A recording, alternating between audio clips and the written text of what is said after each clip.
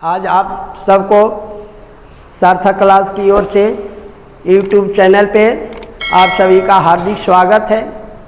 मैं चाहता हूँ कि इस लॉकडाउन की समय में आप सभी का क्लास डिस्टर्ब ना हो, इसलिए मैं संस्कृत भाषा को सार्थक बनाने के लिए, सही अंक प्राप्त करने के लिए ऑनलाइन पढ़ाई की व्यवस्था किया हूँ।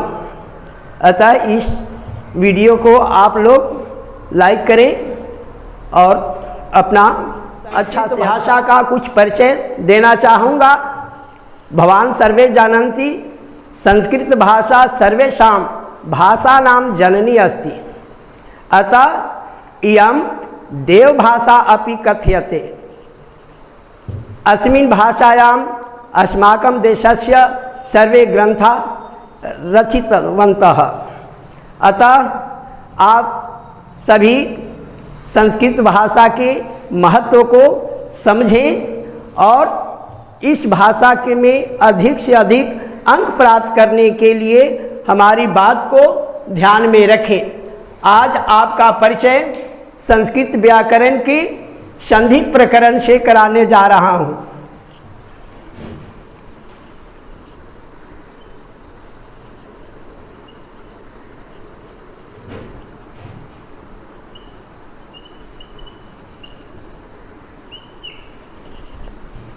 आप सभी जानते होंगे संधि वर्णों का मेल होता है। इसमें वर्ण आपस में मिलकर एक नए वर्ण की उत्पत्ति करते हैं, यानी दो वर्णों के मेल से जो विकार उत्पन्न होता है उसे संधि कहते हैं। आप इसे इस तरह से भी देख सकते हैं, आ प्लस ई, ये दो वर्ण आपस में मिलकर एक नए वर्ण अर्थात ए का निर्माण करेंगे। इस तरह से यह संधि हुई। संस्कृत भाषा में हम संधि को 3 भागों में बांटते हैं।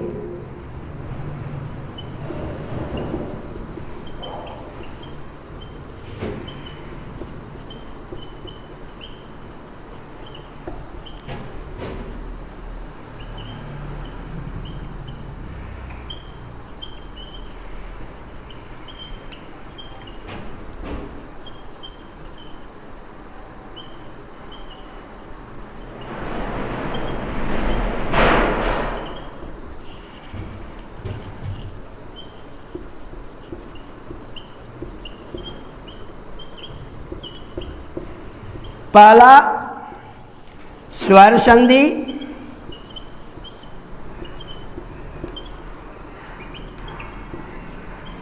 दूसरा व्यंजन संधि,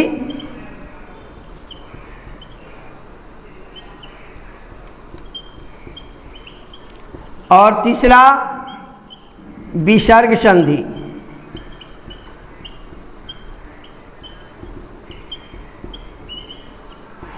ये 3 प्रकार की संधियाँ हुई, स्वर संधि, व्यंजन संधि और विसर्ग संधि। अब हम एक एक करके बारी बारी से हम तीनों संधि को समझेंगे। सबसे पहले हम स्वर संधि के बारे में आपका परिचय कराऊंगा। स्वर संधि, दो स्वरों के मिलने से जो विकार उत्पन्न होता है उसे स्वर संधि कहते हैं। जैसे रवि प्लस इंद्र, रविंद्र।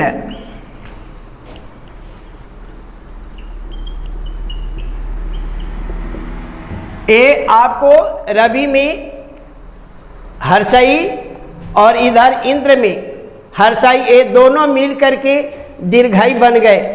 इस तरह से यह एक स्वर संधि का उदाहरण हुआ। अब स्वर संधि को मुख्य रूप से 5 भागों में बांटा गया है। पहला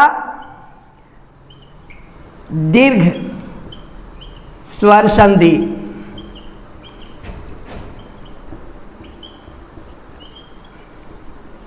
दूसरा गुण,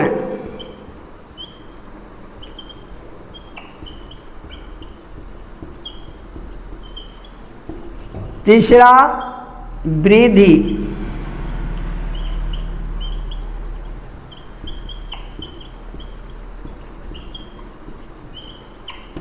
चौथा यण,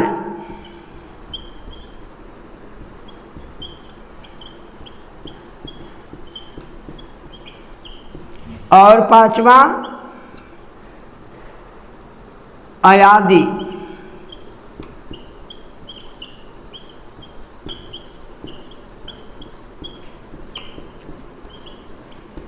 इन्हीं 5 विभागों में स्वर संधि को विभाजित किया गया है। पहला है दीर्घ स्वर संधि, दूसरा गुण, तीसरा वृद्धि, चौथा यन और पांचवा अयादि।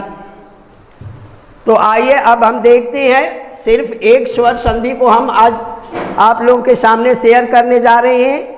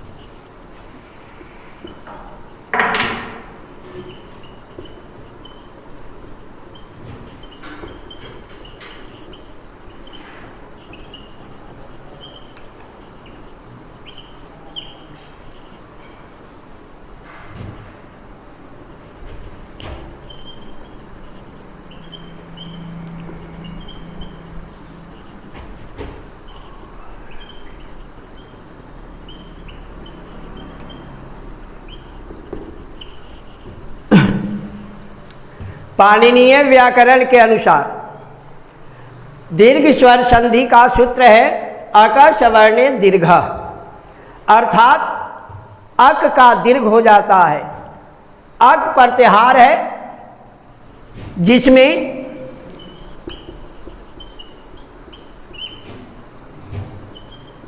अ, ई, उ, री और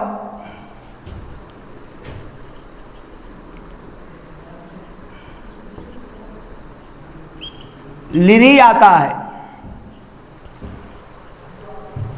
इन्हीं का दीर्घ वर्ण होता है। जब दो समान स्वर आपस में मिलते हैं उनका दीर्घ हो जाता है। यथा आप देखें, अ प्लस अ मिलकर आ बनाते हैं, ई प्लस ई मिलकर दीर्घई बनाते हैं, उ प्लस उ मिलकर दीर्घऊ बनाते हैं। इस तरह से जब दो समान वर्ण आपस में मिलते हैं उनका दीर्घ वर्ण हो जाता है। जैसे विद्या प्लस आलय हो जाएगा विद्यालय।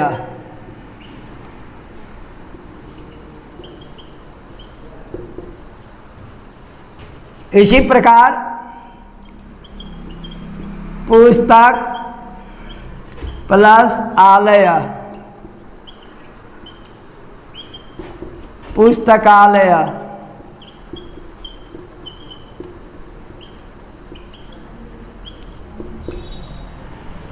इसी तरह से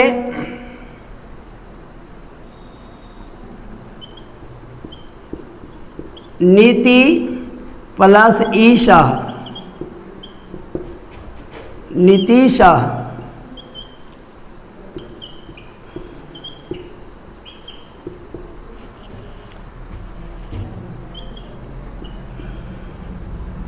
भानु प्लस उदय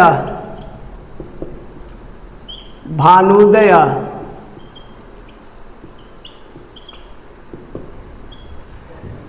इस तरह आप देखेंगे कि यह जो उदाहरण है यह दीर्घ स्वर संधि का जो सूत्र है अकार सवर्ण दीर्घ उस पर सटीक उतरता है, यानी दो समान वर्ण जैसी आपस में मिलती हैं तो उनका दीर्घ स्वर बन जाता है। इस तरह से यह स्वर संधि है और ये स्वर संधि आपको आगे की संधि समझने के लिए यह बहुत ही स्तंभ का काम करेगा, इसलिए इसे आप अच्छी तरह से समझें।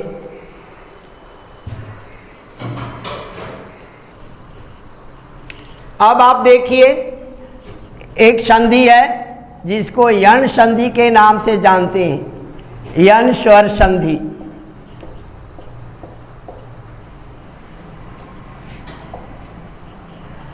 इसका पाणिनीय सूत्र है इको यनचि।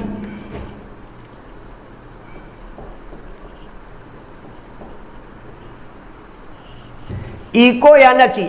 अब यहाँ एक प्रत्याहार है, एक प्रत्याहार है, इसमें आपका कौन कौन वर्ण आएंगे? ई, उ, री, री और लिरी, ये चार वर्ण इसमें आते हैं। यदि इन वर्णों के बाद कोई दूसरा स्वर आता है तो ई या में बदल जाता है, उ व बन जाता है, री का र हो जाता है और लिरी का ल हो जाता है, जो इको यनचि सूत्र पर आधारित है। इसमें ई, उ, री और लिरी के बाद यदि कोई दूसरा स्वर आता है, कोई भिन्न स्वर आता है तो ई या उ व री का र और लिरी का ल हो जाता है। इसे आप एक उदाहरण के द्वारा देख सकते हैं।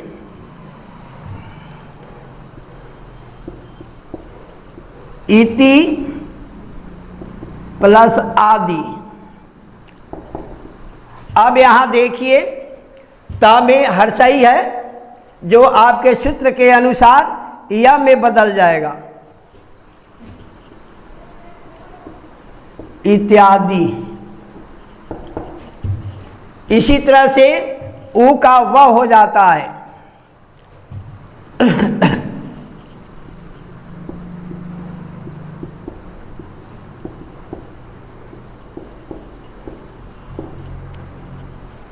अब यहाँ स दीर्घऊ है, उ है, अब ये उ जो है व में बदलेगा,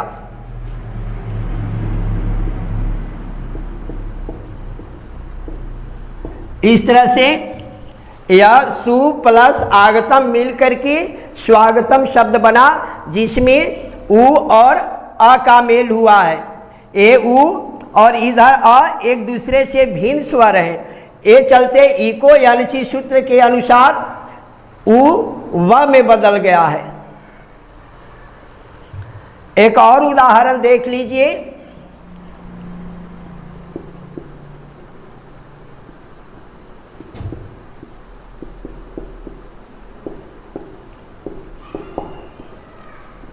पितृ प्लस आदेश। अब यहाँ पितृ में री है और इधर दूसरा भिन्न स्वर आ है।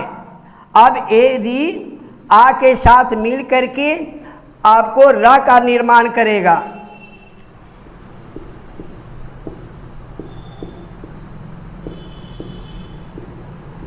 इस तरह से यह पितृ प्लस आदेश मिलकर पित्रादेश शब्द बना, जिसमें री और अ का मेल हुआ है। इस तरह से यह इको यनचि सूत्र यानी यन संधि का ये उदाहरण स्पष्ट करता है कि यह सूत्र सार्थक है। अब तीसरा देखिए, तीसरा है गुण संधि, गुण स्वर संधि।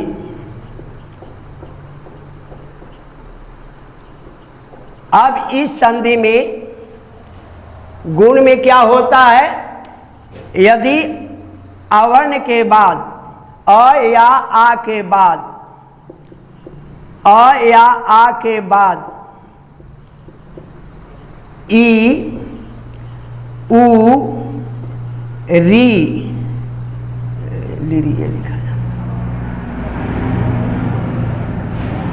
ई उ री, अवर्ण के बाद अ या आ के बाद ई उ री आता है तो अ प्लस ई मिलकर, चाहे हर्षई हो या दीर्घई हो, ए दोनों में से कोई हो, ए मिल करके आपको ए का निर्माण करते हैं।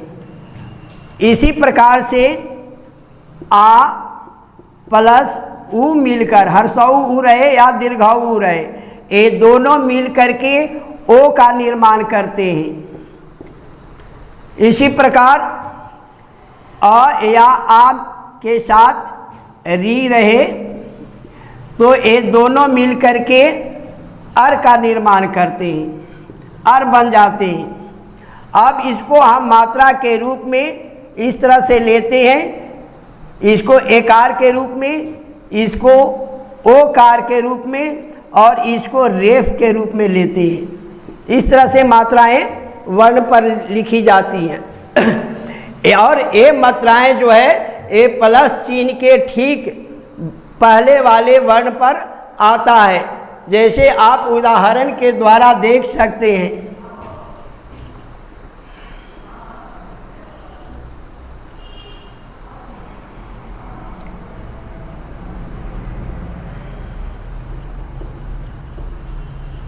अब यहाँ आपको राजा, राजा शब्द में ए आकार है, आप ए राजा में आ है, ए आ और दूसरे तरफ ई है, दीर्घई है, आ और दीर्घई ई मिल करके ए का निर्माण करेंगे, जो प्लस चिन्ह के पहले जो ज है इस पर एकार आएगा और बन जाएगा राजेश।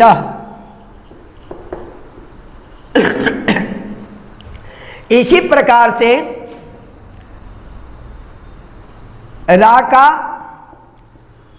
प्लस ईश मिलकर राकेश। अब देखिए अ प्लस या आ प्लस उ मिलकर के ओ का निर्माण करते हैं। इसको हम शब्द के उदाहरण लेकर के देख सकते हैं।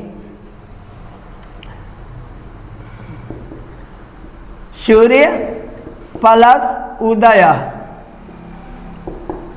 अब यहाँ सूर्य में अ और इधर उ, ये दोनों मिलकर ओ बनाएंगे और ओ ए प्लस चिन्ह के पहले जो यह है इस पर ए मात्रा ओ की मात्रा लगेगी और बन जाएगा सूर्योदय।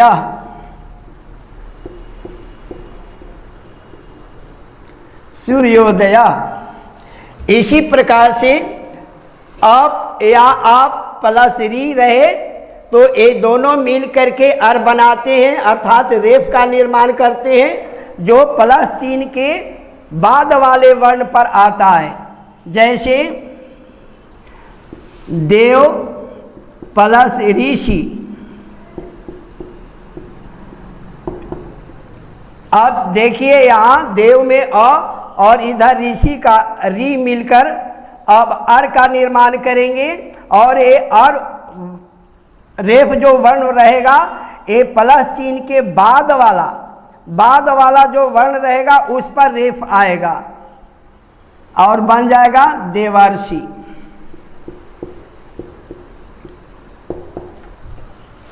इस तरह से यह आपको गुण संधि का उदाहरण हुआ।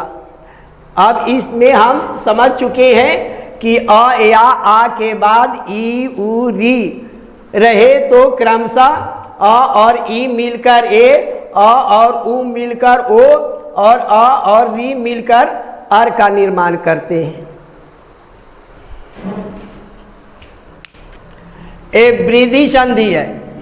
वृद्धि संधि जैसा आप गुण संधि पढ़े उसे थोड़ा सा हट करके इसको समझेंगे। यदि आवर्ण के बाद अ या आ के बाद ए, ऐ, ओ, औ,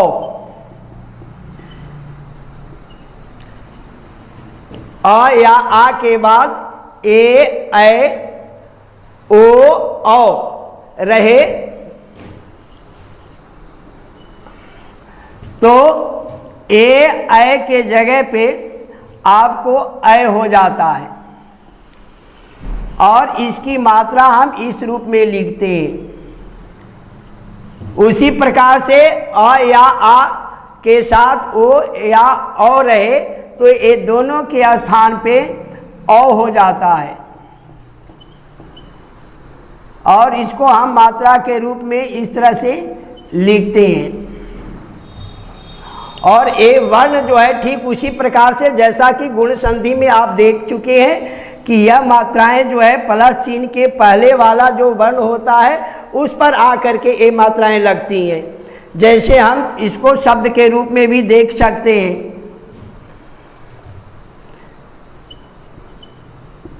तथा प्लस एव। अब यहाँ देखिए आ के साथ ए मिला और आ और ए मिल करके ए का निर्माण करेंगे, जिसको मात्रा के रूप में इस तरह से देखा जा सकता है। जो प्लस चिन्ह के पहले जो था है इस वर्ण पर ए की मात्रा आएगी और बन जाएगा तथैव। इसी प्रकार से और उदाहरण ले सकते हैं।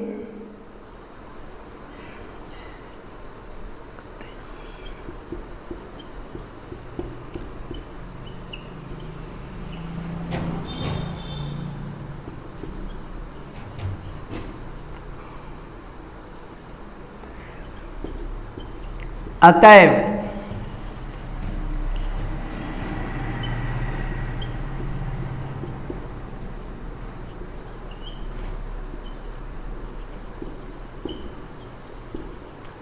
अब देखिए अ या आ के बाद पहले हम देख लिए कि ए है। अब देखिए अ या आ के बाद ए है, इसके स्थान पर भी इसी तरह से ए की मात्रा लगेगी।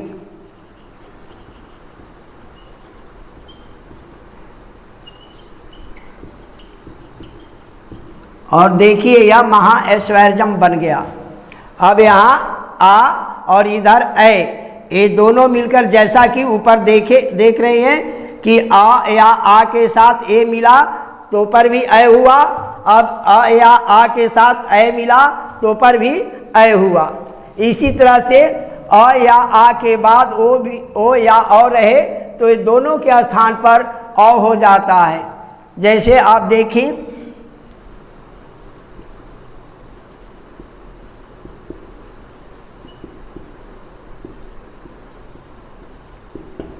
महाप्लस ओज। अब यहाँ आ के साथ ओ मिल रहा है तो क्या बनेगा, औ बनेगा, जो ए प्लस चिन्ह के पहले वाला वर्ण ह है इस पर आएगी।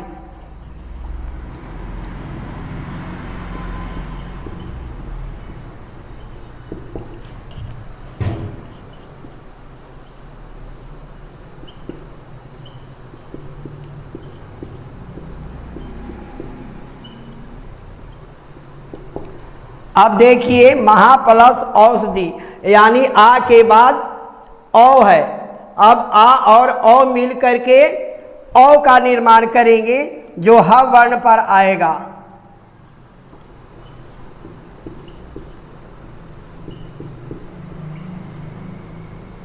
इस तरह से यह आपको वृद्धि संधि का ये उदाहरण है जो इस सूत्र को स्पष्ट करता है। पांचवा देखिए, यह है अयादि संधि, अयादि स्वर संधि।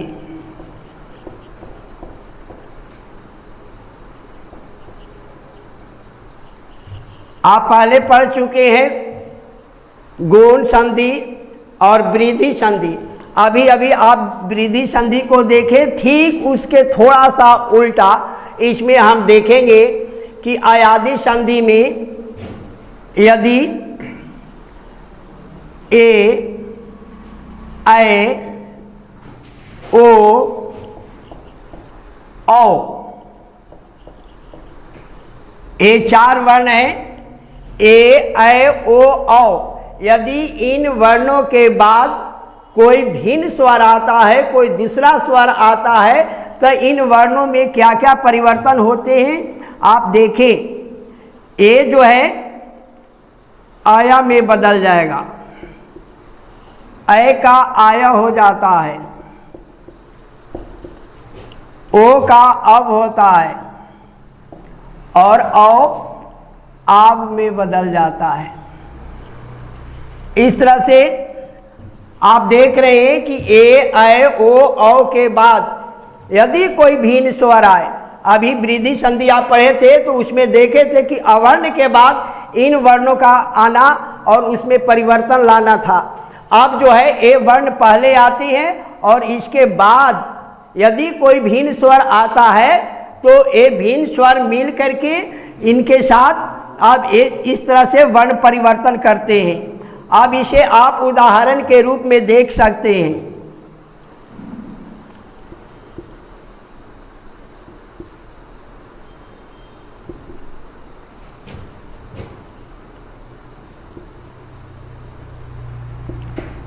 अब है इधर ने है और इधर आयन है। अब ने पर आप देखें कि एकार है, ए है। अब ए और अ एक दूसरे से भिन्न स्वर हैं और ए और अ मिल करके आया का निर्माण करेंगे और इस तरह से बन जाएगा नयन।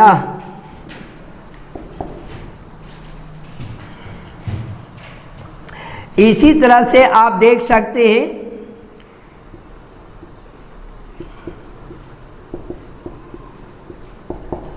इधर देखिए गए, अर्थात ग पर ऐकार है, गए हुआ और ये ऐकार अ के साथ मिल करके आया का निर्माण करेंगे, आया बनेगा।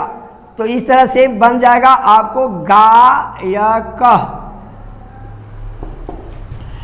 यानी देख रहे हैं कि ऐ और अ मिलकर क्या बनाए, आय बनाए। अब उसी तरह से आप देखेंगे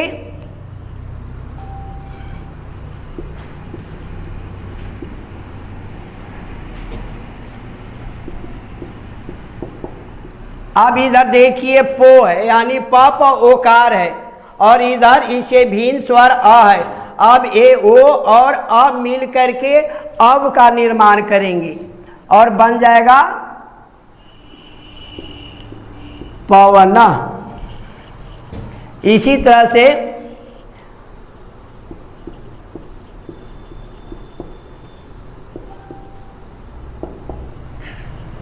आप देखिए जैसा कि आप ऊपर देख रहे हैं कि औ है।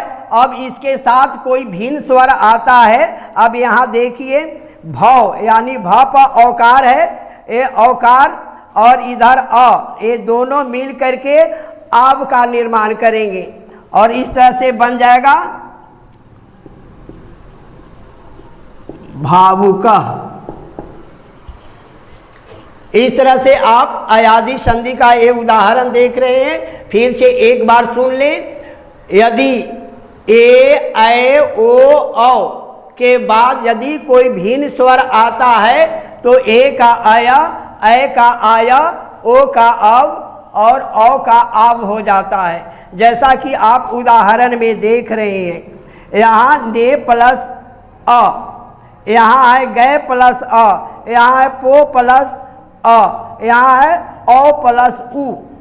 अब इस तरह से देख रहे हैं उदाहरण में कि इन वर्णों के बाद यदि कोई भिन्न स्वर आ जाता है तो इन वर्णों में किस तरह के एक परिवर्तन आता है और इस तरह से यह संधि अयादि संधि पूर्ण हुई।